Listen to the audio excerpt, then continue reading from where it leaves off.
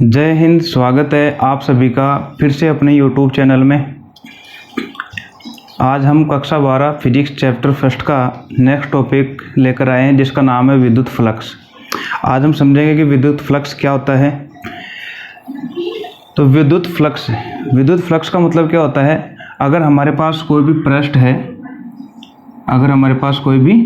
पृष्ठ है तो इस पृष्ठ के लंबवत गुजरने वाली जो विद्युत क्षेत्र रेखाएं होती है, विद्युत क्षेत्र रेखाओं की संख्या को क्या कहते हैं, विद्युत फ्लक्स।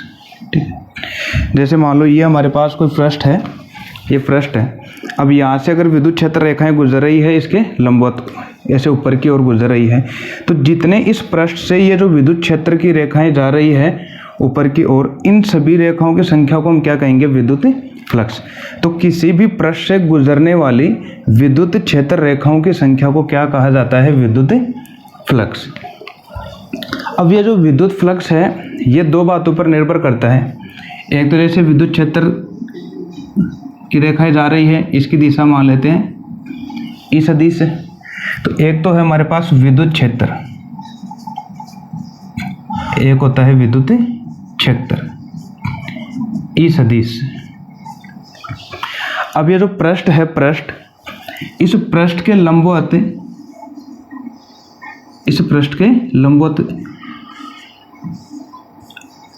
क्षेत्रफल सदिश होता है, क्षेत्रफल सदिश। तो कितनी राशि हो गई हमारे पास, दो राशियां, विद्युत क्षेत्र और एक क्षेत्रफल सदिश, क्षेत्रफल सदिश। इसको हम ए सदिश से भी व्यक्त करते हैं। तो इस क्षेत्रफल का जो ये सदिश रूप है इसको हम लिखते हैं क्षेत्रफल सदिश, और यह भी कैसी राशि है, सदिश राशि। क्षेत्रफल सदिश ए सदिश से व्यक्त करते हैं। तो विद्युत फ्लक्स इन दो बातों पर निर्भर करता है, एक तो विद्युत क्षेत्र और एक क्षेत्रफल सदिश। अब ये जो क्षेत्रफल सदिश है ये हमेशा पृष्ठ के लंबवत रहेगा। क्षेत्रफल सदिश कहाँ होगा, इस पृष्ठ के लंबवत। जैसे अगर मान लो पूरा पृष्ठ है, अब हमसे पूछा जाए कि क्षेत्रफल सदिश किधर होगा, तो इसका जो लंबवत होगा वो इधर होगा। तो क्षेत्रफल सदिश या तो इधर या फिर पीछे की तरफ। तो क्षेत्रफल सदिश ये हमेशा हमको ध्यान रखना है कि क्षेत्रफल सदिश जो होती है वो हमेशा पृष्ठ के लंबवत होता है। जैसे मान लो अगर ये पृष्ठ है और अगर इस पृष्ठ पर हमको अगर पूछा जाए कि क्षेत्रफल सदिश कहाँ होगा, तो इसका लंबवत ऐसे होगा जहाँ पर 90 डिग्री का कोण बनेगा। तो यहाँ पर इसका क्या हो जाएगा, क्षेत्रफल सदिश, या फिर नीचे की तरफ हो जाएगा यहाँ पर क्षेत्रफल सदिश। तो क्षेत्रफल सदिश क्या होता है, किसी भी पृष्ठ के लंबवत अगर हम उसको दर्शा दें तो वो होता है क्षेत्रफल सदिश। तो अब विद्युत फ्लक्स की एक और परिभाषा क्या हो जाएगी कि विद्युत क्षेत्र एवं क्षेत्रफल सदिश का अदिश गुणनफल। कौन सा गुणनफल, अदिश गुणनफल क्या कहलाता है, विद्युत फ्लक्स कहलाता है। तो विद्युत फ्लक्स के किसे कहते हैं कि विद्युत क्षेत्र ई सदिश और क्षेत्रफल सदिश ए सदिश का अदिश गुणनफल ही क्या कहलाता है, विद्युत फ्लक्स कहलाता है। अब विद्युत फ्लक्स को हम किससे व्यक्त करते हैं, फाई से। विद्युत फ्लक्स को हम किससे व्यक्त करते हैं, फाई से। तो फाई बराबर क्या हो जाएगा हमारे पास, इन दोनों का हमको क्या गुणा करना है, अदिश गुणा करना है। अब अदिश गुणनफल और सदिश गुणनफल ये कक्षा 11th में आप पढ़ चुके होंगे कि किन्हीं भी दो राशियों का अदिश गुणनफल कैसे होता है, किन्हीं भी दो राशियों का सदिश गुणनफल कैसे होता है। तो इनका हमको क्या करना है, गुणनफल, वो भी कौन सा, अदिश, यानी कि डॉट हमको ये करना है। तो देखो फाई बराबर क्या हो जाएगा, हमारे पास दो राशियाँ कौन कौन सी, एक तो ई सदिश है और दूसरी राशि क्या है, क्षेत्रफल सदिश ए सदिश। कौन सा गुणा करना है, अदिश गुणन। अदिश गुणन का मतलब होगा यहाँ पर इनके मध्य क्या लगाना है, डॉट। तो ये क्या हो जाएगा हमारे पास, फाई बराबर ई सदिश डॉट ए सदिश। ये किसका फॉर्मूला जाएगा, विद्युत फ्लक्स का। अगर पूछता है कि सदिश गुणनफल, तो सदिश के लिए हम किसका प्रयोग करते हैं, क्रॉस का, और अदिश के लिए किसका करते हैं, डॉट का। जब भी अगर बीच में डॉट आता है और डॉट को जब हम हटाते हैं तो हमारे पास कौन सी राशि निकल कर आती है, हमारे पास कोस थीटा निकल कर आती है। तो जब इसको अगर हम सोल्व करते हैं, किन्हीं भी अगर इनको हम गुणा करते हैं, दो सदिश राशियों को अगर हम गुणा करते हैं तो इनका परिमाण आएगा। तो ई सदिश का परिमाण क्या हो जाएगा, ई, ए सदिश का परिमाण ए, और जब अगर इन हटाते हैं तो डॉट का मतलब क्या होता है, कोस थीटा। तो फाई बराबर क्या आ जाएगा, ई ए कोस थीटा। फाई बराबर क्या जाएगा कोस थीटा। हमको ये ध्यान रखना है अगर किन्हीं भी दो सदिश राशियों के बीच में डॉट है तो वहाँ से क्या निकलेगा बाहर कोस थीटा। अगर क्रॉस है क्रॉस तो वहाँ से क्या निकलेगा साइन थीटा। बस क्रॉस का मतलब साइन थीटा याद रखना है और डॉट का मतलब कोस थीटा। अगर दो राशियाँ जैसे यही अगर ये होती है हमारे पास ई सदिश क्रॉस ए सदिश तो फिर अगर हम इसका अगर सोल्व करते हैं इसको तो क्या आता है हमारे पास ई ए। अब क्रॉस का मतलब क्या लगाते हैं हम साइन थीटा। तो शायद उम्मीद करता हूँ कि क्लियर हो गया होगा। डॉट का मतलब हमको कोस थीटा लेना है और क्रॉस का मतलब क्या लेना है साइन थीटा। तो फाइव बराबर क्या हो जाएगा ई ए कोस थीटा। अब कोस थीटा क्या है यहाँ पर, ये जो है विद्युत क्षेत्र और क्षेत्रफल सदिश के मध्य का कोण। अभी इसके हम जब इस पर केस देखेंगे विद्युत फ्लक्स के तब वहाँ पर और क्लियर हो जाएगा। अच्छा अगर हम इसके मात्रक की बात करें विद्युत फ्लक्स का मात्रक तो मात्रक क्या आ जाएगा, ये क्या है विद्युत क्षेत्र और विद्युत क्षेत्र का मात्रक मैंने पहले वाले वीडियो में बता दिया था वो क्या होता है न्यूटन प्रति कूलम। न्यूटन प्रति कूलम। यहाँ पर है क्षेत्रफल ए सदिश और क्षेत्रफल का क्या होता है इनकी लंबाई गुणा चौड़ाई इनकी मीटर स्क्वायर। तो क्या हो जाएगा इसका मात्रक न्यूटन बटे कूलम मीटर स्क्वायर। तो न्यूटन मीटर स्क्वायर बटे कूलम। या पिछली वीडियो में मैंने विद्युत क्षेत्र का एक और मात्रक बताया था वो था वोल्ट बटे मीटर। वोल्ट बटे मीटर इनटू क्षेत्रफल का क्या हो जाएगा मीटर स्क्वायर। तो यहाँ से ये मीटर से 1 मीटर कट जाएगा तो क्या आ जाएगा वोल्ट मीटर। क्या आ जाएगा वोल्ट मीटर। तो दूसरा वाला क्या आ जाएगा वोल्ट मीटर। तो ये जो दोनों मात्रक हैं ये किसके हैं विद्युत फ्लक्स के। तो एग्जाम में पूछा जा सकता है कि विद्युत फ्लक्स का निम्न में से मात्रक है तो वहाँ पर आपको ये भी देखने को मिल सकता है और ये वाला भी देखने को मिल सकता है। अर्थात ये दोनों आपको देखने को इन दोनों में से कोई एक आएगा वहाँ पर तो दोनों ही सही है या तो वोल्ट मीटर या न्यूटन बटे coulomb into metre square. Clear है यहाँ तक। तो विद्युत फ्लक्स की वैसे सिंपल परिभाषा क्या होती है किसी भी पृष्ठ से गुजरने वाली विद्युत क्षेत्र रेखाओं की संख्या को क्या कहा जाता है विद्युत फ्लक्स कहा जाता है। लेकिन अगर इसको हम गणितीय रूप में देखें तो अब देखो ये जो पृष्ठ है अब पृष्ठ से गुजरने वाली जो क्षेत्र रेखाएं हैं उसको तो हम ई सदिश से व्यक्त कर देते हैं तो एक राशि तो हो गई ई सदिश। अब ये जो पृष्ठ है इसके लंबवत अगर हम जो माने दूसरी राशि कौन सी होती है वो क्षेत्रफल सदिश होती है पृष्ठ के लंबवत। तो इसका मतलब है विद्युत क्षेत्र एवं क्षेत्रफल सदिश का अदिश गुणनफल क्या कहलाता है विद्युत फ्लक्स। इसको हमने गणितीय परिभाषा में लिख दिया।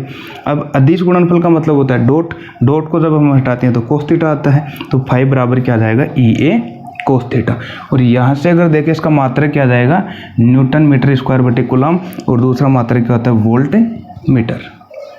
क्लियर है। अब आप लोगों के लिए क्वेश्चन है अगर आप इसकी विमा निकालें और कमेंट में कर लिखें कि इसकी विमा क्या आएगी क्योंकि विमा निकालना मैंने बता दिया है बहुत बार।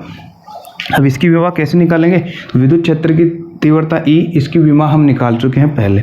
यहाँ से क्षेत्रफल की और विमा निकालनी है। क्षेत्रफल का मतलब क्या होता है लंबाई गुणा चौड़ाई अर्थात दोनों ही लेंथ है तो लेंथ इंटू लेंथ इनकी एल स्क्वायर। इसकी विमा क्या आ जाएगी एल स्क्वायर। तो जो इसकी विमा है उसको गुणा करना है एल स्क्वायर से और जो ये विमा आएगी वो किसकी आ जाएगी विद्युत फ्लक्स की। तो आप लोगों के लिए होमवर्क है इसकी विमा निकालें और कमेंट करके बताना कि इसकी विमा क्या आती है।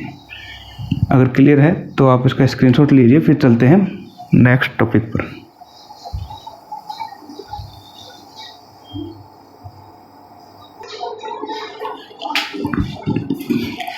अब हम देखते हैं कि हमने जो सूत्र देखा था अभी विद्युत फ्लक्स का वो क्या आया था फाई बराबर ई ए कोस थीटा। अब इसके आधार पर हम विद्युत फ्लक्स का मान देखते हैं कि प्लस में भी आता है कि नहीं आता, माइनस में आता है कि नहीं आता, विद्युत फ्लक्स का मान कब ऋणात्मक होगा। तो आइए देखते हैं। तो इसके लिए हम देखते हैं पहले कंडीशन, इसकी 3 कंडीशन देखेंगे। मान लेते हैं विद्युत क्षेत्र की दिशा ये एक तरफ है, विद्युत क्षेत्र की दिशा एक तरफ है और इसमें कोई पृष्ठ जो है वो इसके लंबवत रखा हुआ है इस तरीके से। इसमें पृष्ठ ये लंबवत रखा हुआ है। इसी तरीके से हमारे पास ये विद्युत क्षेत्र की दिशा इस तरीके से है लेकिन इसमें जो इस बार पृष्ठ है हम मान लेते हो किसी कोण पर रखा हुआ है, कोण पर मतलब तिरछा रखा हुआ है कुछ इस तरीके से। एक और कंडीशन मान लेते हैं, विद्युत क्षेत्र की जो दिशा है वो इस तरीके से है,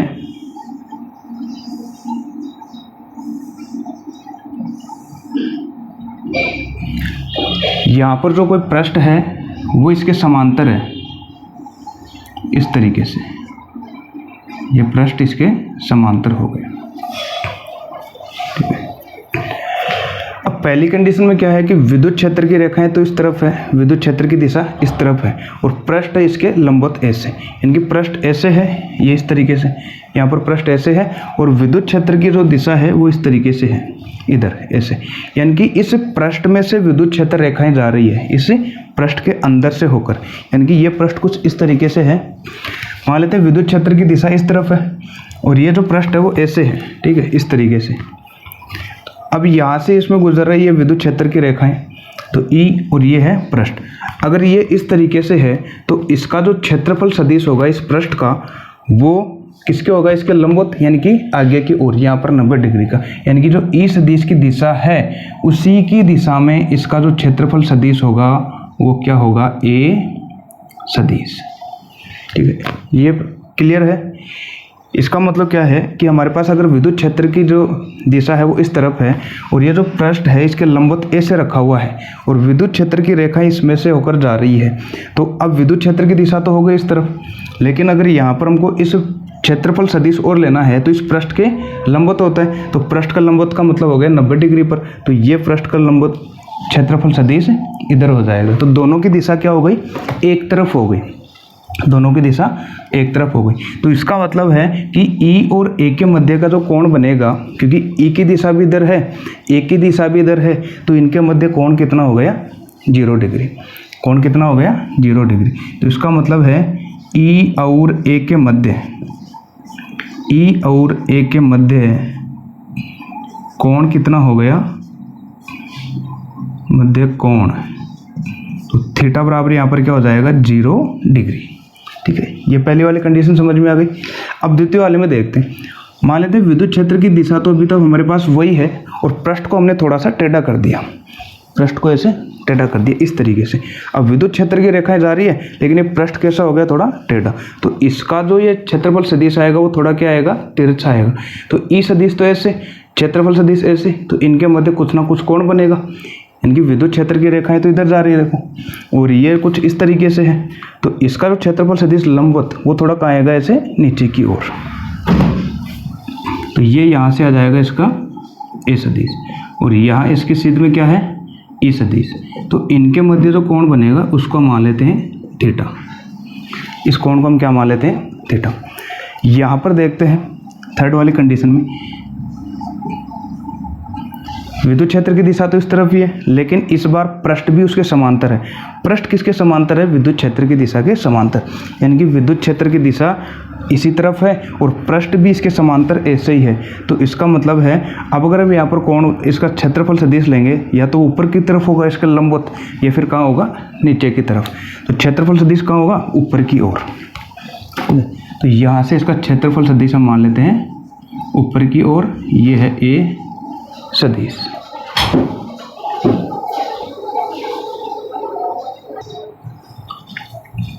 तो यहाँ से इनके मध्य कोण कितने का बन जाएगा, ये ई सदिश और ऊपर है ये क्षेत्रफल सदिश, यहाँ पर कोण बनेगा 90 डिग्री, यानी कि यहाँ पर थीटा बराबर क्या आ जाएगा, 90 डिग्री।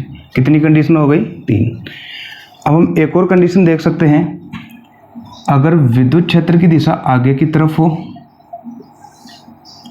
विद्युत क्षेत्र की दिशा आगे की तरफ हो। अगर पहली वाली कंडीशन देखें, मान लेते हैं इसमें क्षेत्रफल सदिश हमने इसको इस तरफ माना है, तो क्षेत्रफल सदिश हम इधर भी मान सकते हैं, क्योंकि पृष्ठ अगर ऐसे है, क्षेत्रफल सदिश आगे की तरफ है और विद्युत क्षेत्र भी आगे, दोनों एक तरफ हो गए, एक ही दिशा में हो गए। हम चाहे तो इस क्षेत्रफल सदिश को अगर इधर मानेंगे तो दोनों की दिशा क्या हो जाएगी, विपरीत, क्योंकि ई सदिश आगे की तरफ और क्षेत्रफल सदिश इधर होगा। तो इसकी हम एक कंडीशन और ले सकते हैं।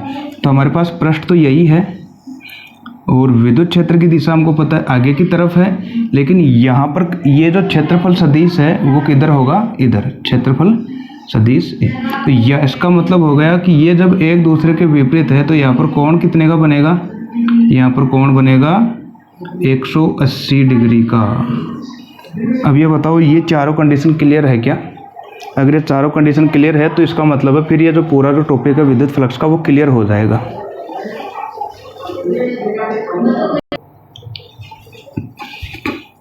अब यहाँ से अगर इसमें फॉर्मूला लगाएंगे इस वाले में तो फाई बराबर क्या आ जाएगा, ई ए कोस थीटा, कोस और थीटा का मान कितना लिखना है 0 डिग्री इस कंडीशन में।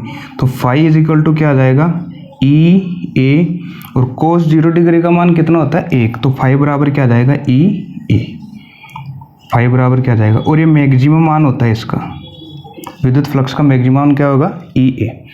पहले इस कंडीशन को देख लेते हैं। यहाँ से अगर इसमें सूत्र लगाएंगे फाई बराबर ई ए कोस, अब थीटा का मान इन दोनों के मध्य कितना था 90 डिग्री और कोस 90 का मान कितना होगा 0। तो फाई बराबर पूरा ही क्या हो जाएगा ये तो 0, फाई बराबर क्या हो गया 0। यानी कि अगर क्षेत्रफल सदिश और विद्युत क्षेत्र जो है हमारे पास इन दोनों के मध्य कोण का मान अगर 90 डिग्री है तो विद्युत फ्लक्स का मान क्या होगा 0। ये वाली कंडीशन देखें तो फाई बराबर ई ए कोस 180 डिग्री। इस बार यहाँ पर थीटा का मान कितना है 180। तो फाई बराबर क्या आ जाएगा हमारे पास 180 का मान कितना होता है माइनस का 1, तो माइनस का ई ए। अगर दोनों एक दूसरे के विपरीत हैं तो विद्युत फ्लक्स का मान वही आएगा जो हमारे पास पहले वाली कंडीशन में आया था, लेकिन यहाँ पर चिन्ह क्या आ जाएगा विपरीत, ऋणात्मक आ जाएगा। तो फाई बराबर माइनस का ई है। अब ये और रह गया तो फाई बराबर यहाँ से क्या आ जाएगा ई ए और ये जो कोण है कोस कितना बन रहा था थीटा। तो फाई बराबर क्या आ जाएगा ई ए कोस थीटा। कमेंट करके बताओ ये चारों कंडीशन क्लियर है क्या? अगर हमसे पूछा जाए विद्युत फ्लक्स का मान शून्य कब होगा, तो विद्युत फ्लक्स का मान शून्य कब होगा? तो ध्यान से सुनना, यहाँ पर दो बातें हो सकती है कि या तो क्षेत्रफल सदिश और विद्युत क्षेत्र एक दूसरे के लंबवत हैं। कौन कौन? क्षेत्रफल सदिश, मैं शॉर्ट में लिख रहा हूँ, क्षेत्रफल सदिश लंबवत है।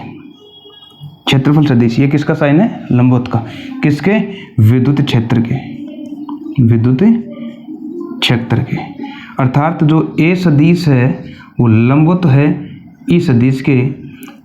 तब जो यहाँ पर कोण का मान कितना हो गया 90 डिग्री, 90 डिग्री होते विद्युत फ्लक्स का मान क्या हो गया 0। लेकिन कभी कभी एग्जाम में क्या पूछ लेता है कि यहाँ पर क्षेत्रफल सदिश ना देकर इस पृष्ठ को देखिए अब ध्यान से, पृष्ठ को। ये जो पृष्ठ है वो किसके समांतर है? विद्युत क्षेत्र के समांतर। तो ऐसे भी आ सकता है जब पृष्ठ विद्युत क्षेत्र के समांतर हो, पृष्ठ किसके समांतर हो? विद्युत क्षेत्र के समांतर हो, विद्युत क्षेत्र के समांतर हो। अगर पृष्ठ विद्युत क्षेत्र के समांतर है तब भी यहाँ पर विद्युत फ्लक्स का मान क्या होगा 0। जैसे अगर ये पृष्ठ है हमारे पास, अगर ये पृष्ठ है और विद्युत क्षेत्र भी अगर इसी दिशा में है और ये पृष्ठ जो है वे एक दूसरे के क्या हो गए समांतर, क्योंकि पृष्ठ और विद्युत क्षेत्र एक दूसरे के समांतर हो गए तो यहाँ पर विद्युत फ्लक्स का मान क्या आ रहा है 0। कभी कभी क्या दे देता है कि ये ऐसे भी दे देता है कि पृष्ठ का नाम ना लेकर अगर क्षेत्रफल सदिश दे दे और ये विद्युत क्षेत्र दे दे, ये दोनों एक दूसरे के लंबवत है, तब भी यहाँ पर जो विद्युत फ्लक्स का मान क्या होगा 0। तो कभी कभी जल्दबाजी में ये मत देखिए समांतर है तो समांतर में कहीं आप इनको समांतर समझ लें, ई सदिश और क्षेत्रफल सदिश ये समांतर अलग चीज़ है और पृष्ठ और विद्युत क्षेत्र समांतर अलग चीज़ है। अगर आपसे पूछा जाए कि क्षेत्रफल सदिश और विद्युत क्षेत्र एक दूसरे के समांतर हैं, कौन कौन? क्षेत्रफल सदिश और विद्युत क्षेत्र एक दूसरे के समांतर हैं, तब जो फाई का मान होगा वो क्या होगा ई ए होगा। इनकी दोनों के मध्य कोण कितना होगा 0। लेकिन जब पृष्ठ विद्युत क्षेत्र के समांतर है तब यहाँ पर 0 नहीं है। ठीक है, तो पृष्ठ और क्षेत्रफल सदिश ये दोनों कई बार एग्जाम में आ चुके हैं और यहाँ पर बहुत ज़्यादा गलत भी होता है। तो ये चारों कंडीशन क्लियर है। अब हम देखते हैं, मान लेते हैं कि हमारे पास कोई एक बहुत बड़ा पृष्ठ है।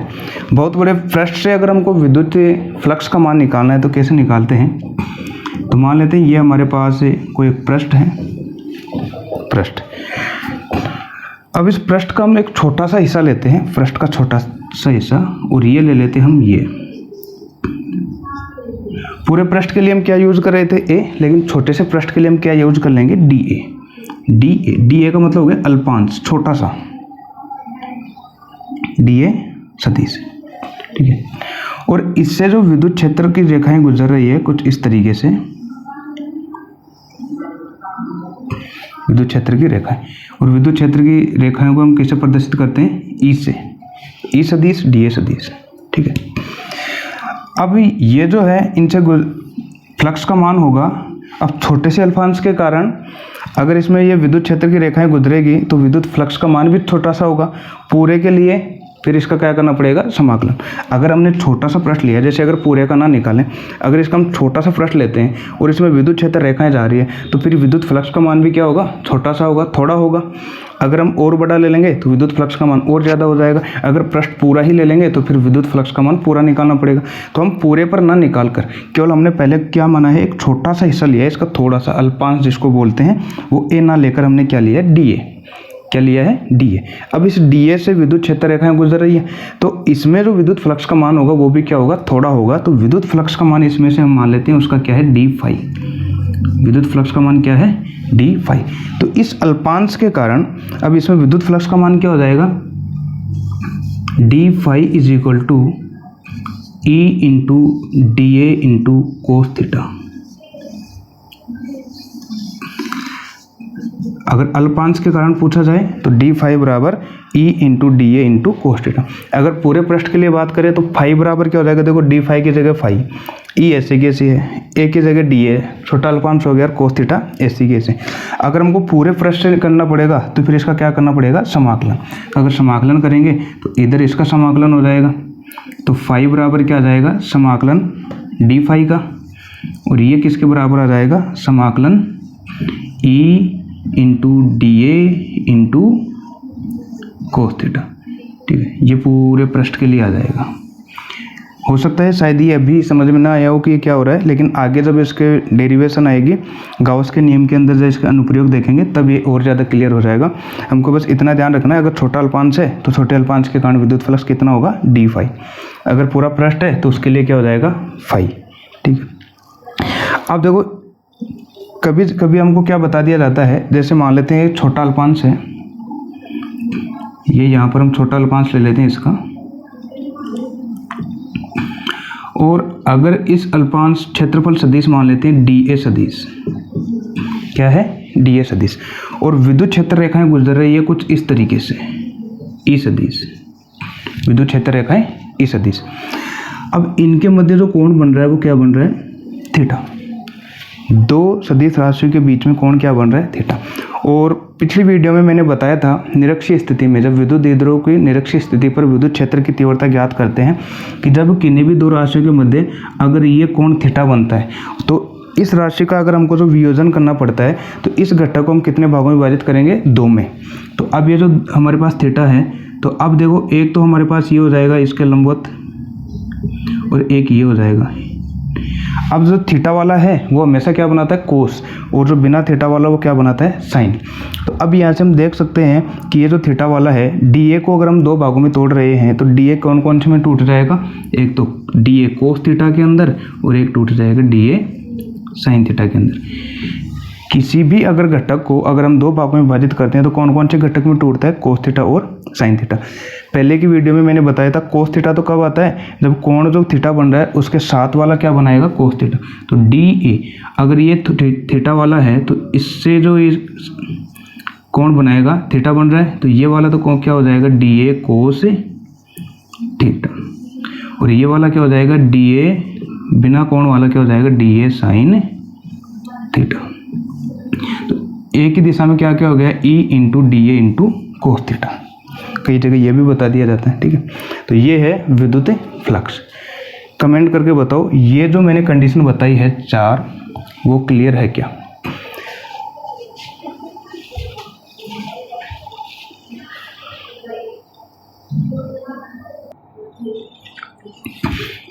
अगला टॉपिक है एक समान विद्युत क्षेत्र में विद्युत द्विध्रुव पर बल आघूर्ण। मतलब हमारे पास विद्युत क्षेत्र है, विद्युत क्षेत्र की रेखाएं, उसमें अगर कोई विद्युत द्विध्रुव रखा हुआ है, उसमें जैसे विद्युत द्विध्रुव है, एक प्लस क्यू आवेश और एक माइनस क्यू आवेश, अगर उसको हम वहाँ पर रख दें तो इस पर जो बल लगेगा वो किस तरीके से लगेगा, ये इसको घुमा पाएगा कि नहीं घुमा पाएगा, इसके हमको ये व्याख्या करनी है। आइए हम सबसे पहले देखते हैं एक समान विद्युत क्षेत्र, इनके हमको क्या बनाना है, एक समान विद्युत क्षेत्र। इस तरीके से ये क्या है, एक समान विद्युत क्षेत्र। एक समान का मतलब हो गया कि विद्युत क्षेत्र रेखाएं परस्पर समांतर हो और उनके मध्य जो है उनकी दूरी वो भी क्या रहे, समान रहे। ये क्या है हमारे पास, एक समान विद्युत क्षेत्र, एक समान विद्युत क्षेत्र। इसमें क्या रखना हमको, विद्युत द्विध्रुव। और विद्युत द्विध्रुव हमने पहले देख लिया, विद्युत द्विध्रुव क्या होता है कि दो आवेश जो परिमाण में क्या हो, बिल्कुल समान, लेकिन प्रकृति कैसी है उनके विपरीत, अर्थात एक प्लस और एक कैसा हो माइनस, दोनों का परिमाण कैसा होना चाहिए, समान। उनको अगर हम अल्प दूरी पर रख दें, जैसे एक यहाँ पर है और एक यहाँ पर है, अगर निश्चित दूरी पर रख दें तो वो जो निकाय है वो क्या होगा, विद्युत द्विध्रुव। तो अलग अलग आवेश है, तो यहाँ पर मान लेते हैं माइनस क्यू आवेश रखा हुआ है और यहाँ पर रखा हुआ है प्लस क्यू आवेश, ठीक है। यहाँ पर हमको एक विद्युत द्विध्रुव रखा हुआ है, ये विद्युत द्विध्रुव रखा हुआ है। अब इनके मध्य की दूरी क्या होगी, 12 होगी। इनके मध्य की टोटल दूरी कितनी होगी, 12, क्योंकि हमने पिछली वीडियो में देखा है अगर विद्युत द्विध्रुव के मध्य अगर हमको दूरी निकालनी है तो उसको हम किससे व्यक्त करते हैं, 12 से। तो ये हो गया एक समान विद्युत क्षेत्र में विद्युत द्विध्रुव।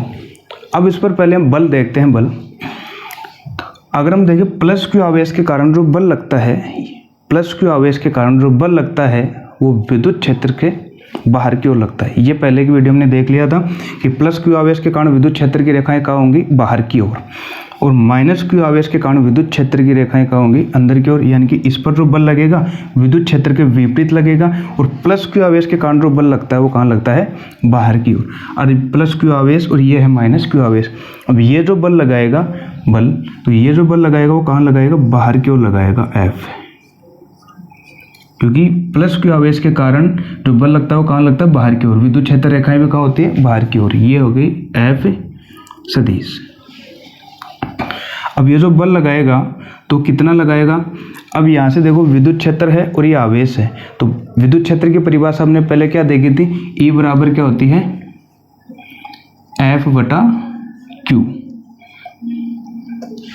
प्रति एकांक आवेश पर लगने वाले बल को हम क्या कहते हैं, विद्युत क्षेत्र की तीव्रता। अब यहाँ से हमको निकालना है बल का मान, तो F बराबर क्या हो जाएगा, यहाँ से F बराबर हो जाएगा E इंटू क्यू। यहाँ से देखो F बराबर क्या हो जाएगा, E इंटू क्यू। तो ये है बल। तो इसका मतलब है विद्युत क्षेत्र में इस आवेश पर लगने वाला जो बल होगा वो कितना होगा, F बराबर E इंटू क्यू। यहाँ पर E है और यहाँ पर Q है, तो F बराबर क्या हो जाएगा, E इंटू क्यू।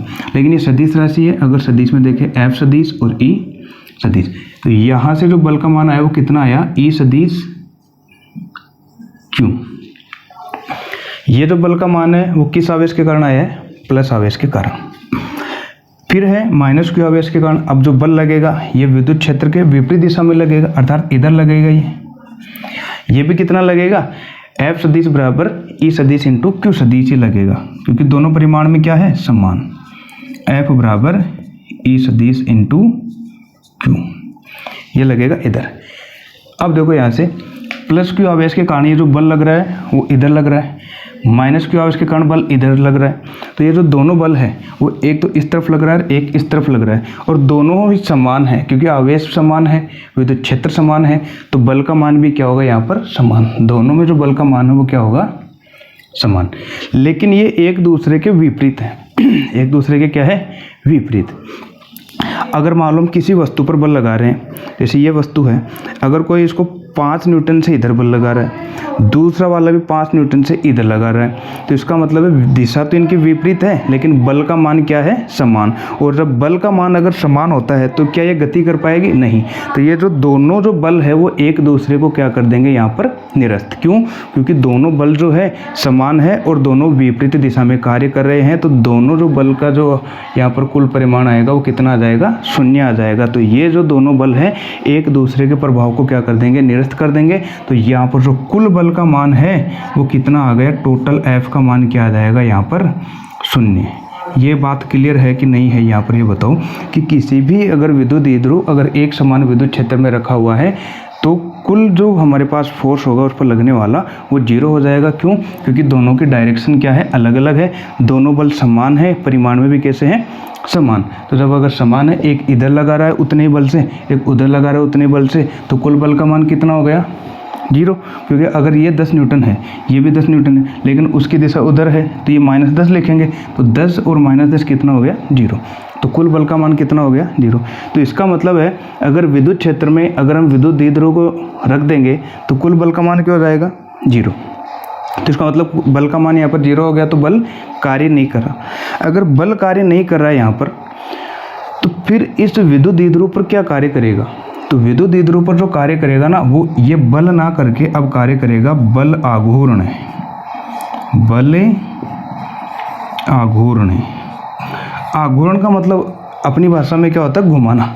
जैसे अब मैंने इसको यहाँ पर ऐसे घुमा दिया, ये क्या हो गया, आघूर्ण, घूर्णन करना, आघूर्ण घूर्णन करना, बल आघूर्ण।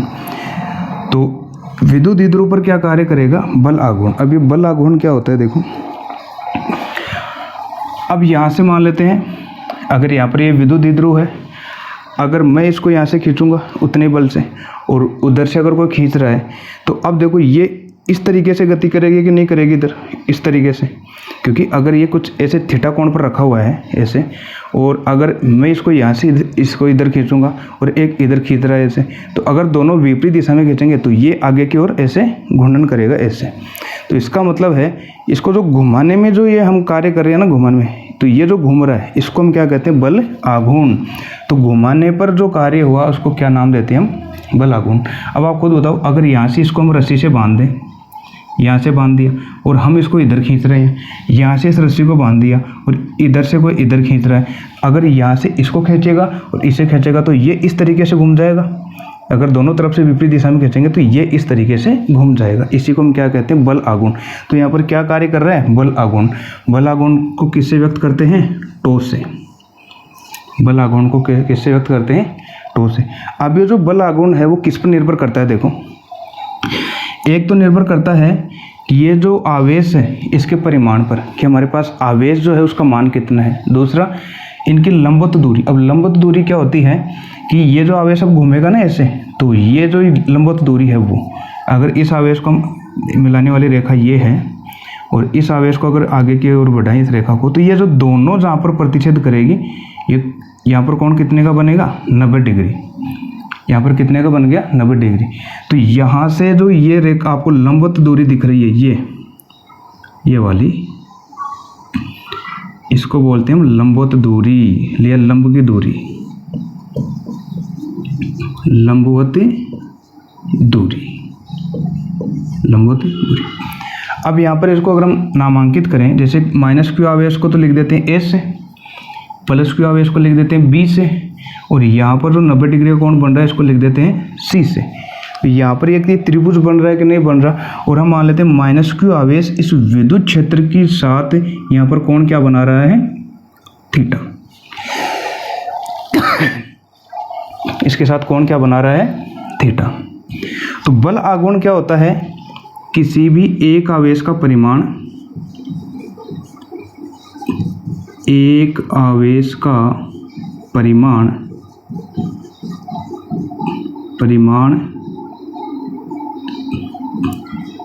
इंटू लंबवत दूरी, इंटू लंबवत दूरी, लंबवत दूरी। एक आवेश का कोई भी एक आवेश हो उसका परिमाण, क्योंकि दोनों समान है हमारे पास परिमाण में। तो अब ये जो बल आघूर्ण है वो कैसी राशि होती है, सदिश राशि। क्योंकि अगर बल सदिश राशि है तो बल आघूर्ण भी कैसी राशि है, सदिश राशि होगी।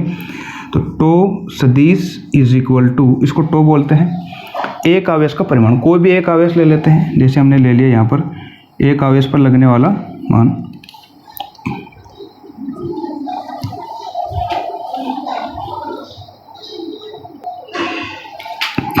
तो यहाँ पर एक आवेश पर बल का परिमाण आएगा, एक आवेश पर बल का परिमाण क्योंकि दोनों आवेशों पर क्या लग रहा है, बल। तो बल आघूर्ण है वो किस पर निर्भर करता है, बल पर, कितना बल लगा रहे हैं। तो एक आवेश पर बल का परिणाम, तो इस आवेश पर भी बल का परिणाम कितना आया था हमारे पास, EQ, और इस पर भी कितना आया था, EQ।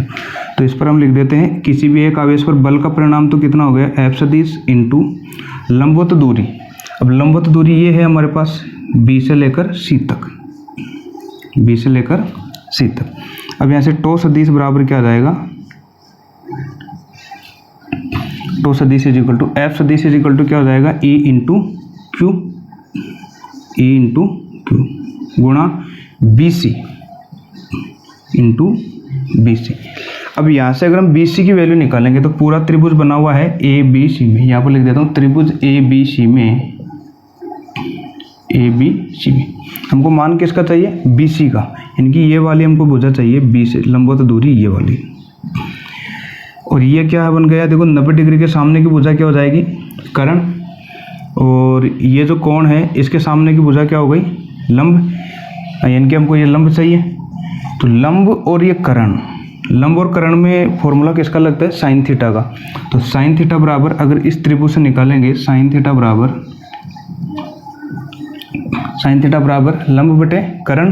तो लंब का मान कितना है यहाँ से, B से लेकर C, BC बटा, और कर्ण का मान 90 डिग्री के सामने की भुजा यानी कि 2L है, 2L। तो BC बराबर क्या आ जाएगा, 2L साइन थीटा। तो BC बराबर क्या आ गया, 2L साइन थीटा। तो यहाँ पर BC की जगह हम क्या रख देंगे, 2L साइन, टो सदिश is equal to E into Q into 2L sine theta, 2L sine theta. तो टो बराबर क्या आ गया हमारे पास, EQ 2L साइन थीटा। यहाँ तक क्लियर है। अब ये देखकर आपको पता चल गया होगा Q इंटू 2L क्या है, Q इंटू 2L क्या है, एक आवेश का परिमाण एवं उनके मध्य की दूरी का गुणनफल क्या कहलाता है हमारे पास, द्विध्रुव आघूर्ण, Q इंटू 2L। और द्विध्रुव आघूर्ण में हमने देखा था P बराबर क्या होता है, Q इंटू 2L। तो Q इंटू 2L की जगह हम क्या रख सकते हैं, P रख सकते हैं, EP sine theta. Q into 2L की जगह हमने क्या लिख दिया, Q इंटू 2L की जगह हमने लिख दिया P, क्योंकि द्विध्रुव आघूर्ण क्या होता है, P बराबर Q इंटू 2L। कमेंट करके बताओ यहाँ तक क्लियर है।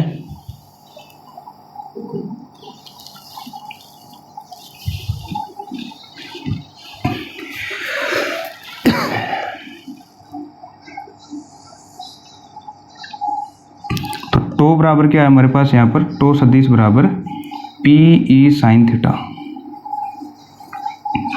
PE साइन, EP लिख दो साइन थीटा या PE साइन थीटा लिख दो, एक ही बात है। अब ये साइन थीटा आ गई यहाँ से, तो टो सदिश इज इक्वल टू, और साइन थीटा का मतलब मैंने क्या बताया था कि साइन थीटा का मतलब क्रॉस होता है और कोस थीटा का मतलब क्या होता है, डॉट। अगर हम साइन थीटा को हटाना चाहें तो इसके मध्य क्या लगाना पड़ेगा, क्रॉस, और दोनों ही कैसी राशि है, सदिश राशि है। तो P सदिश क्रॉस E सदिश, तो ये टो सदिश बराबर क्या आ गया हमारे पास, P सदिश क्रॉस E सदिश।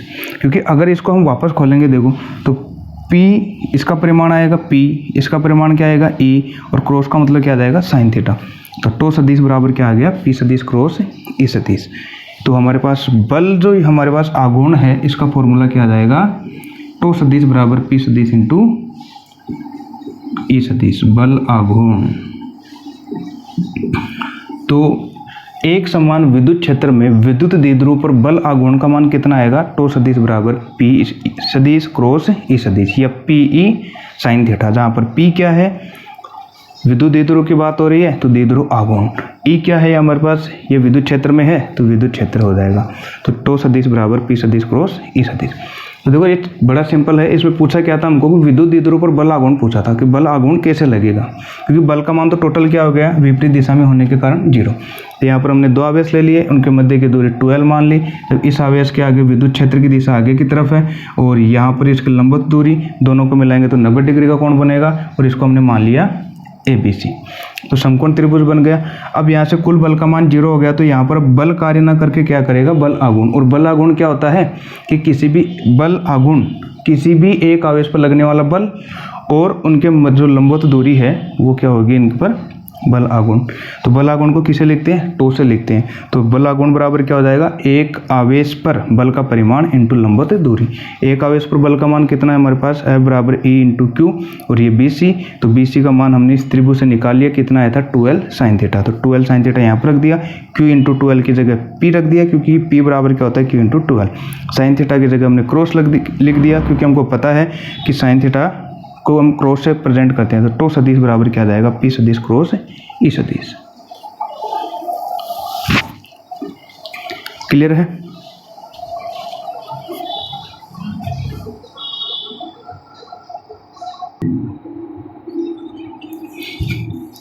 हमारे पास बल आघूर्ण का सूत्र क्या आया था, टो बराबर PE sin थीटा। अब इसमें देखो अगर हम कंडीशन लगाएं, केस फर्स्ट, इफ थीटा की वैल्यू अगर हमारे पास 0 डिग्री हो, थीटा की वैल्यू क्या हो 0 डिग्री, यानी कि P और E के मध्य जो कोण है वो कितना होगा 0। तो यहाँ से जो टो बराबर हमारे पास आएगा, तो थीटा की जगह क्या रखना पड़ेगा 0, PE sin 0, और sin 0 डिग्री का मान क्या होता है हमको पता है 0, तो पूरा ही क्या हो गया 0। तो टो बराबर क्या आ गया 0। इनकी तो मिनिमम वैल्यू आ गई, बल आघूर्ण की मिनिमम वैल्यू कितनी आ गई 0। यदि अगर थीटा बराबर 90 डिग्री हो, केस 2 के अंदर थीटा बराबर क्या हो 90 डिग्री, 90 डिग्री, अगर 90 डिग्री होगा तो टो बराबर क्या आएगा PE sin 90 डिग्री, और sin 90 डिग्री का मान कितना होता है 1, तो PE और 1 को गुणा करने पर ये आएगा, तो टो मैक्सिमम, ये बल आघूर्ण का मान कितना आ गया PE। अब इनका मतलब क्या है, जैसे अपने में विद्युत द्विध्रुव को देखा था, ये विद्युत क्षेत्र में ऐसे रखा हुआ था, E सदिश माइनस Q और ये प्लस है Q। अगर ये विद्युत द्विध्रुव अगर इस विद्युत क्षेत्र के समांतर हो ऐसे, अगर हम पहले से इसको ऐसे रख दें और विद्युत क्षेत्र की दिशा भी इधर है, तो दोनों के मध्य कोण कितना आएगा 0 डिग्री, दोनों के मध्य कोण कितना आएगा 0 डिग्री। अब बल एक तो उधर लगेगा उस पर EQ, एक इधर लगेगा, तो बल का तो कितना हो गया टोटल 0। क्या अब इस पर जो बल आघूर्ण है वो कार्य करेगा, नहीं। क्यों, क्योंकि जैसे मान लो अगर यहाँ पर कोई हमारे पास वस्तु है, अगर मैं इसको इधर से खींचूंगा और मैं इसको अगर इधर से खींचूंगा, तो क्या ये ऐसे गति करेगी, आगे की ओर जाएगी, कभी नहीं जाएगी। क्यों, क्योंकि ये समांतर है, कोण कितने का बन गया 0। तो बल आघूर्ण होगा कि नहीं होगा यहाँ पर, क्योंकि अगर मैं इधर बल लगा रहा हूँ, एक अगर उधर लगाएगा, तो ये ऐसे कभी भी ऐसे घूर्णन नहीं करेगा। तो इसका मतलब है जब थीटा बराबर 0 हो जाएगा, तो बल आघूर्ण का मान कितना हो गया, बिल्कुल कम, तो 0 ही होगा, क्योंकि घूमेगा नहीं 0। कब घूमेगा, अगर आप बताओ थोड़ा सा ऊपर करेंगे फिर खींचेंगे, थोड़ा सा घूमेगा, थोड़ा सा और ऊपर करेंगे फिर खींचेंगे, ऐसे घूमेगा। अगर ये पूरा ऐसे हो, लंबवत हो, अब मैं इसको अगर इधर खींचूंगा और एक इधर खींचेगा ऐसे, तो फिर ये तीव्र गति से आघूर्ण करेगा ऐसे। तो इसका मतलब है कोण अगर बढ़ता जाएगा, बल आघूर्ण का मान क्या होता जाता है, बढ़ता जाता है। और सबसे ज़्यादा जो बल आघूर्ण का मान है वो कहाँ पर होगा, 90 डिग्री पर, क्योंकि अगर यहाँ पर इसको ऐसे रखेंगे तो एक तो आगे की ओर बल लगेगा, एक इधर लगेगा, तो तीव्र गति से ऐसे घूमेगा। तो इसका मतलब टो मैक्सिमम कब आएगा, जब थीटा बराबर कितना हो 90 डिग्री। तो कमेंट करके ज़रूर बताएं कि ये वाला जो टॉपिक है, एक समान विद्युत क्षेत्र में विद्युत द्विध्रुव पर बल आघूर्ण की जो अभी हमने यहाँ पर व्याख्या की, वो क्लियर है कि नहीं है।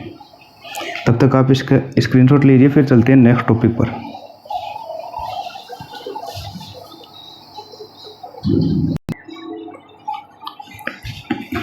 अगला टॉपिक है सतत आवेश वितरण। सतत का मतलब होता है लगातार, कंटिन्यूस चार्ज डिस्ट्रीब्यूशन, ठीक है। सतत आवेश वितरण, आवेश वितरण का मतलब हो गया फैलना, आवेशों का फैलना। सतत का मतलब हो गया लगातार। तो सतत आवेश वितरण किसे कहते हैं, कि किसी भी चालक पर ये जो आवेश हैं वो विविक्त रूप से ना होकर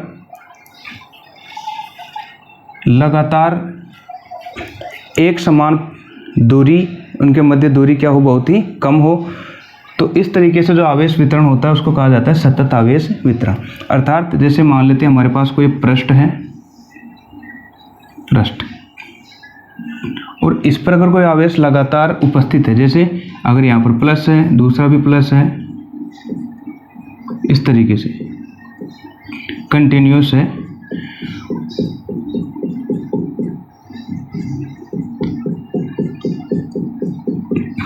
तो सतत आवेश वितरण किसे कहा जाता है कि किसी चालक पर जो भी आवेश हैं उनके मध्य जो जगह है या रिक्त स्थान है बहुत ही कम हो, अल्प हो।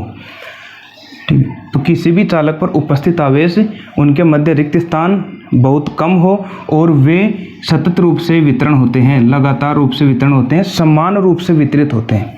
कैसे? समान रूप से। तो जैसे ये चालक है, अगर यहाँ पर बहुत सारे आवेश हैं तो इन आवेशों के मध्य जो स्थान है बहुत कम होगा और स्थान कम होने के साथ साथ अब इस पर जो आवेश हैं वो लगातार समान रूप से वितरित रहते हैं। ऐसा नहीं कि जैसे यहाँ पर 10 है, इधर 5 है, समान रूप से, जैसे यहाँ पर 10, इधर 10, इधर 10, इधर 10।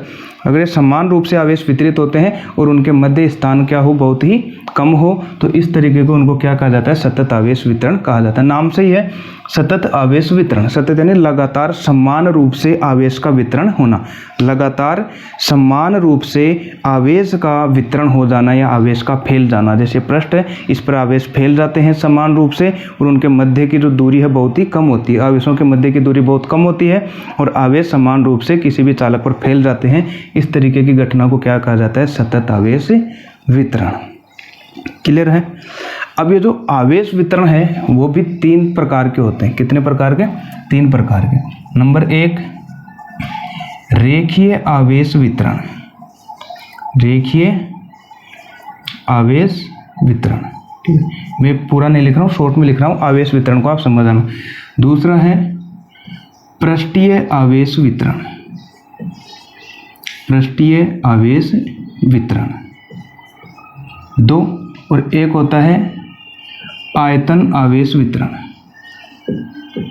आयतन आवेश वितरण।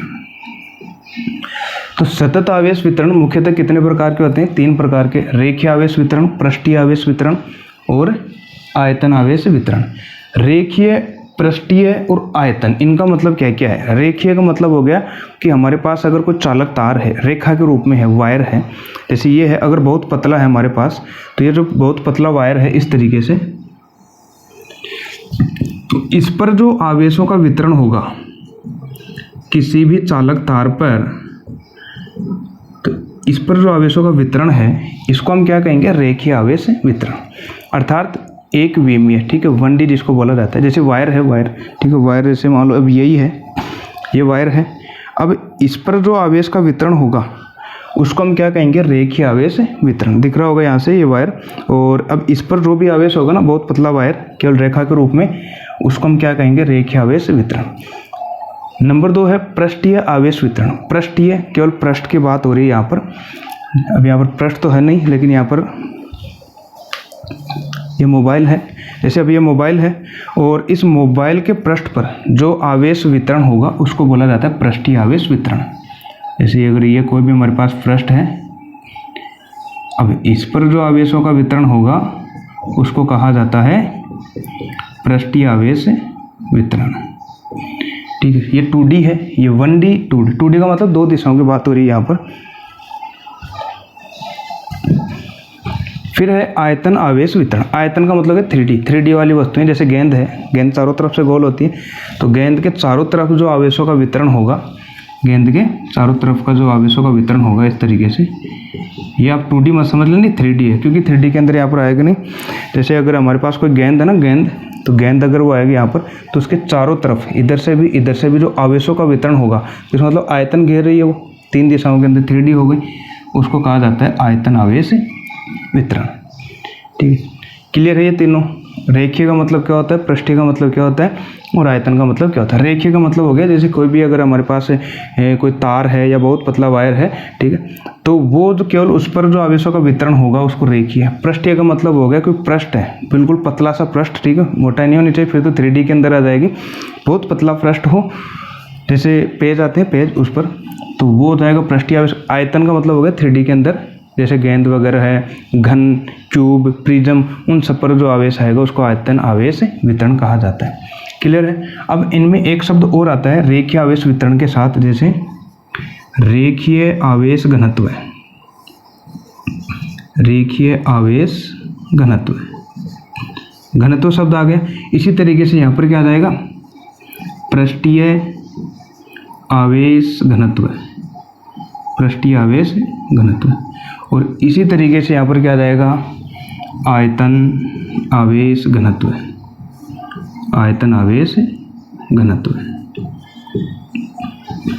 घनत्व का मतलब क्या हो गया कि अब घनत्व जो हम कक्षा 9 कक्षा 10 से पढ़कर आ रहे हैं, घनत्व का मतलब हो गया कि हमारे पास प्रति एकांक आयतन है, उसमें कितना द्रव्यमान स्थित है, आयतन के अंदर द्रव्यमान। तो घनत्व का मतलब हो गया। अब इसमें अगर हम देखें तो अब ये जो हमारे पास चालक की लंबाई है, इस एकांक लंबाई में, लंबाई को मान लेते हैं L, इस लंबाई की बात करें तो लंबाई के अंदर ये कितने आवेश उपस्थित हैं, तो जितनी लंबाई में ये आवेश होंगे उसी को क्या कहा जाता है, रेखीय आवेश घनत्व। रेखीय आवेश घनत्व को किसे प्रेजेंट करते हैं, लैम्ब्डा से। किसे प्रदर्शित करते हैं, लैम्ब्डा से। पृष्ठीय आवेश घनत्व को किससे करते हैं, सिग्मा से। किसे करते हैं, सिग्मा से। आयतन आवेश घनत्व को किसे करते हैं, रो से। किसे करते हैं, रो से। अब यहाँ पर देखो लंबाई L है, हमने मान लिया आवेशों की संख्या यहाँ पर क्या है, Q है। कुल आवेशों की संख्या क्या है, Q। चालक की लंबाई क्या है, L। तो रेखीय आवेश घनत्व क्या होता है, प्रति एकांक लंबाई में, प्रति एकांक लंबाई में उपस्थित आवेश की मात्रा को रेखीय आवेश घनत्व कहा जाता है। फिर से बता रहा हूँ, रेखीय आवेश घनत्व की परिभाषा क्या हो जाएगी, प्रति एकांक लंबाई में उपस्थित आवेश की मात्रा को रेखीय आवेश घनत्व कहा जाता है। तो रेखीय आवेश घनत्व लैम्ब्डा बराबर क्या हो जाएगा, प्रति एकांक लंबाई। और मैंने ये भी बताया था, जब भी अगर ऐसे शब्द आ जाए प्रति एकांक, प्रति इकाई, तो जो प्रति एकांक के बाद में या प्रति इकाई के बाद में जो शब्द होता है वो कहाँ जाता है, नीचे। तो प्रति एकांक लंबाई में उपस्थित आवेश की मात्रा, तो प्रति एकांक लंबाई, लंबाई कहाँ आएगी, नीचे। आवेश की मात्रा, आवेश कहाँ जाएगा, ऊपर। तो लैम्ब्डा बराबर क्या हो जाएगा, Q/L। तो बताओ ये क्लियर है, लैम्ब्डा बराबर Q/L। इसका मतलब है कि प्रति एकांक लंबाई में उपस्थित आवेश की मात्रा को रेखीय आवेश घनत्व कहा जाता है। मात्रक, मात्रक क्या हो जाएगा इसका, रेखीय आवेश घनत्व का मात्रक। एक नंबर के क्वेश्चन यहाँ से पूछे जाते हैं। कूलाम आवेश का मात्रक क्या हो जाएगा, कूलाम और बटे मीटर। आप लोगों के लिए ये होमवर्क क्वेश्चन है, इसकी बीमा निकाल कर बताएंगे आप लोग, इसकी बीमा कितनी आएगी, बीमा निकालना मैंने बता दिया है। आवेश की मैंने बता रखी है, लेंथ की आप देख लेना यहाँ से, वो भी बता रखी है। इसी तरीके से पृष्ठीय आवेश घनत्व है। अब पृष्ठीय आवेश घनत्व है, इसकी परिभाषा क्या हो जाएगी, पृष्ठ है हमारे पास, इसकी लंबाई भी होगी और चौड़ाई भी होगी। तो इसका मतलब इसका क्षेत्रफल होगा, ये क्या होगा, क्षेत्रफल। लंबाई और चौड़ाई होता है क्या हो जाती है, क्षेत्रफल, क्योंकि क्षेत्रफल बराबर क्या होता है, लंबाई गुणा चौड़ाई। तो पृष्ठीय आवेश घनत्व की परिभाषा क्या हो जाएगी कि प्रति एकांक क्षेत्रफल में, प्रति एकांक क्षेत्रफल में उपस्थित आवेश की मात्रा को क्या कहा जाता है, पृष्ठीय आवेश घनत्व। पृष्ठीय आवेश घनत्व को हम ऐसे प्रेजेंट करते हैं, ए यानी एरिया, क्षेत्रफल। तो प्रति एकांक क्षेत्रफल में उपस्थित आवेश की मात्रा को क्या कहा जाता है, पृष्ठीय आवेश घनत्व। तो सिग्मा बराबर क्या आ जाएगा, यहाँ से प्रति एकांक क्षेत्रफल, इस बार क्षेत्रफल कहाँ चला जाएगा, नीचे, और यहाँ से ऊपर क्या आ जाएगा, Q आवेश। तो सिग्मा बराबर Q/A। अब इसका मात्रक आप खुद निकालना और बीमा खुद निकालना, मैंने बता दिया है। दोनों मात्रक आप देख लेना क्या आएगा, दोनों की बता है। इसी तरीके से आयतन आवेश घनत्व की परिभाषा क्या हो जाएगी कि अब यहाँ से देखो, आयतन आवेश घनत्व है, 3D के अंदर आ गया आयतन। आयतन को हम V से प्रेजेंट करते हैं, वॉल्यूम।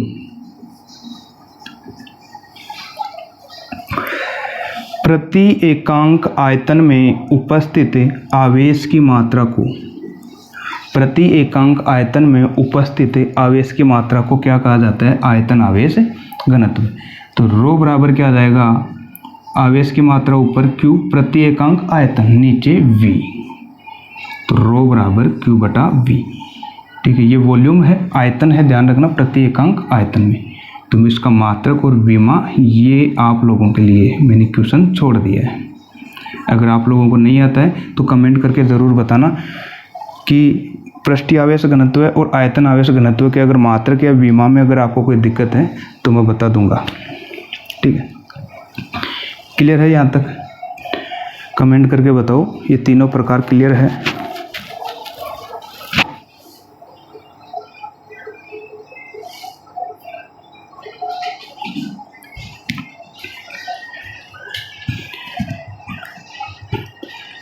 क्लियर है?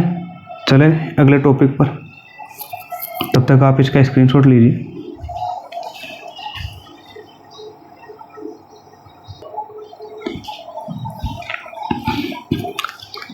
अब यदि हम इनमें अगर ये लंबाई पूरी ना लेकर अगर हमको एक छोटा सा अल्पांश ले लेते हैं और अल्पांश में अगर इनका घनत्व देखें, जैसे अगर हम पूरी एल लंबाई ना लेकर छोटा सा अल्पांश ले लेते हैं, इसको मान लेते हैं डीएल।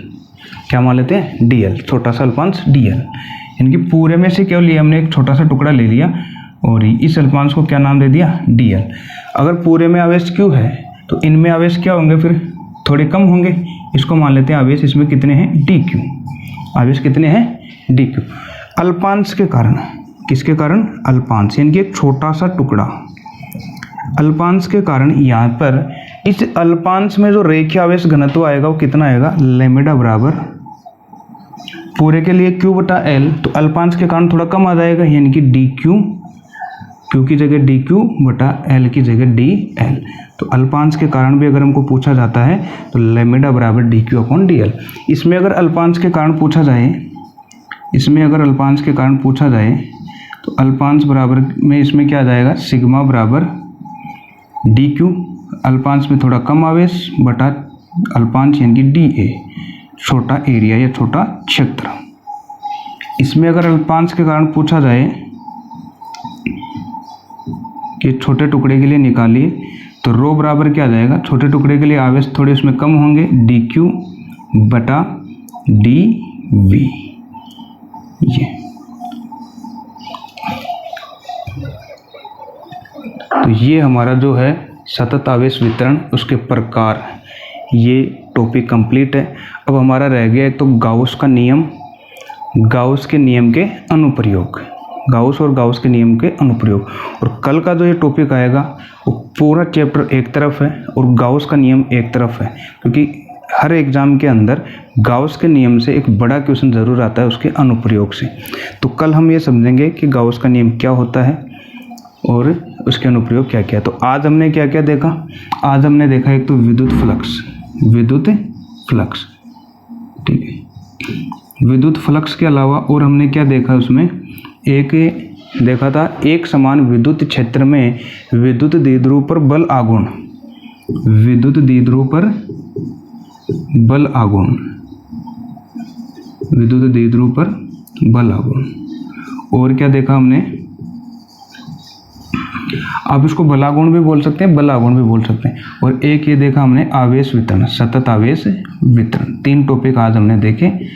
इनमें अगर कोई दिक्कत है तो कमेंट करके ज़रूर बताइए। ठीक है, कल जो हम पढ़ेंगे वो पढ़ेंगे गाउस का नियम, गाउस का नियम, ठीक है, ये कल पढ़ेंगे। और आप लोगों को मैं पहले भी बोल चुका, अभी बोल रहा हूँ कि अगर हम यहाँ पर आपके लिए अगर इतनी मेहनत करते हैं तो आप लोगों को भी अगर एक छोटी सी हेल्प तो कर ही सकते हैं। अगर आपने चैनल को अभी तक सब्सक्राइब नहीं किया है तो सब्सक्राइब ज़रूर कीजिए। और अपने जितने भी दोस्त हैं जो कक्षा 12th की अब तैयारी कर रहे हैं उन सबके इस चैनल के बारे में बताएं, वीडियो को शेयर कीजिए और मिलते हैं नेक्स्ट वीडियो में। तब तक के लिए धन्यवाद।